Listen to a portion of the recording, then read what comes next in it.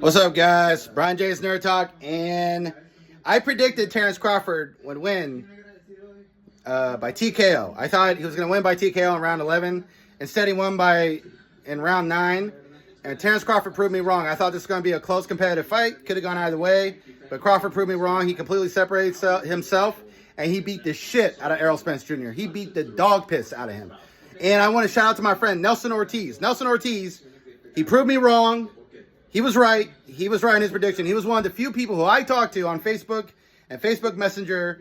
He said that Crawford was going to destroy Errol Spence. He said Errol Spence's defense is shit. He was getting rocked by Danny Garcia and Ugas, and those guys are nowhere near as good as Crawford. And he was right. He was right. And he made a great prediction. He was one of the few people who thought that Terence Crawford would completely destroy Errol Spence. And they were right. Terence Crawford is on another level.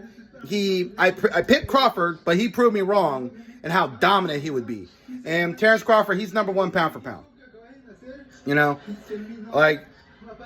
out to the LDBC and that old media, all those white people, and Steve, who's that guy, the Uncle Tom on Ring TV? What's his name? I forgot his name. He's that dude with the fucking glasses with the goddamn rat tail. He's a dude with glasses with a fucking rat tail and a fucking perm.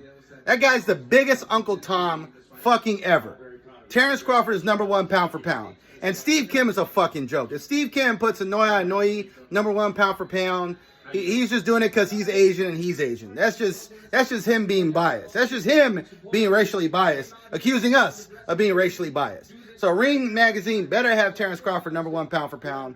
But fuck those guys. Nobody even gives a shit about Ring Magazine no more. And yeah, Terence Crawford's number 1 pound for pound.